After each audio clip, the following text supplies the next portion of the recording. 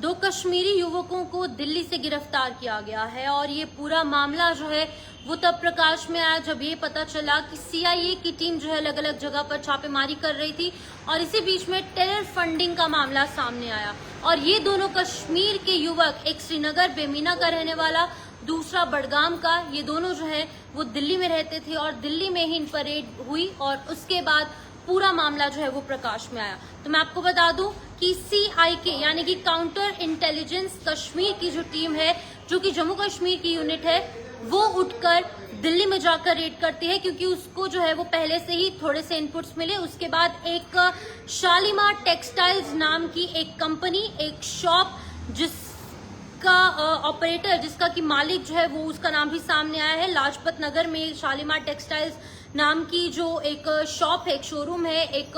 Outlet है, वो खोला गया था और वहां पर इसको पूरा का पूरा यूज करने वाला जो दो व्यक्ति हैं, फिलहाल एक का नाम सामने आया, उसके बाद जब उससे पूछताछ हुई तो दूसरे कन्विक्ट का नाम भी सामने आया। मैं आपको बता दूं कि जो कि एक बैंड टेररिस्ट ऑर्गेनाइजेशन है LET यानी कि लश्कर ए तैयबा, उसको जो है वो लगातार उसकी तरफ से यहाँ कश्मीर में, दिल्ली में और कुछ गल्फ अरब की कंट्रीज हैं, ऐसी कंट्रीज जहां पर की लगातार टेरर फंडिंग के मामले पेश आ रहे थे। और मैं आपको ये भी बता दूं कि शालीमार टेक्सटाइल्स का जो मालिक है, जिसका नाम की मोहम्मद आयूब भट्ट है, बडगाम का रहने वाला था, वो इस पूरे का मास्टरमाइंड बताया जा रहा है। वहीं पर दूसरी तरफ Mohammad Rafiq Shah, resident of SDA colony Bemina Srinagar, ये दोनों जो है वो कन्विक्ट्स बताए जा रहे हैं और इन दोनों की तरफ से लगातार अलग अलग जगह पर टेरर फंडिंग मामलों को अंजाम दिया जा रहा था। और कुछ ऐसे लोग हैं जो कि पाकिस्तान के भी कांटेक्ट में थे और साथ ही साथ ऐसे टेररिस्ट के कांटेक्ट में थे या फिर OGWs के कांटेक्ट में थे जो कि कुछ गल्फ या फिर अरब कंट्रीज में रह रहे थे। तो आपको मैं ये भी बता दूं कि एक्सप्लोजिव डिजिटल एविडेंसेस मिले हैं, इंक्लूडिंग सस्पिशियस कम्युनिकेशंस जो कि पाकिस्तान हैंडलर्स के साथ थी, उसी के साथ साथ फॉरेन रेमिटेंसेस और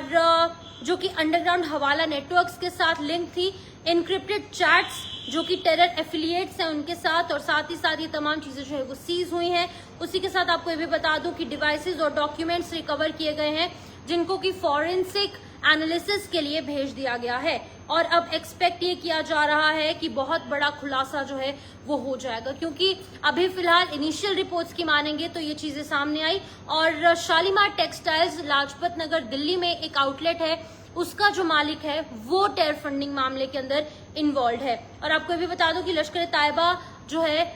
इसके टेररिस्ट के साथ लगातार संपर्क में था और सिर्फ पाकिस्तान ही नहीं, बहुत सारी गल्फ कंट्रीज है उनके साथ भी लगातार कांटेक्ट में थे ये दोनों, जिनका नाम कि जैसे मैंने आपको बताया मोहम्मद रफीक शाह, रेजिडेंट ऑफ श्रीनगर बेमीना का रहने वाला था। वहीं दूसरी तरफ दूसरे व्यक्ति का नाम है मोहम्मद आयूब भट्ट और ये वही मोहम्मद आयूब भट्ट है जिसका कि शालीमार टेक्सटाइल्स है। और ये अलग अलग चीजों को लेकर बाहर से कुरियर्स यहाँ पर पहुंचते थे और बाहर से कुरियर्स के अंदर पैसे हुआ करते थे और इन पैसों से जम्मू कश्मीर, खास तौर पर कश्मीर डिवीजन में टेररिज्म फैलाने का काम ये लगातार कर रहे थे। तो कहीं ना कहीं बहुत बड़ा गिरोह, एक बहुत बड़ा नेटवर्क इनका चल रहा था और रेड्स कंडक्ट हुई। FIR नंबर भी लगा है, FIR नंबर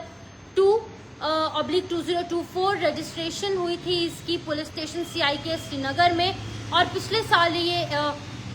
जो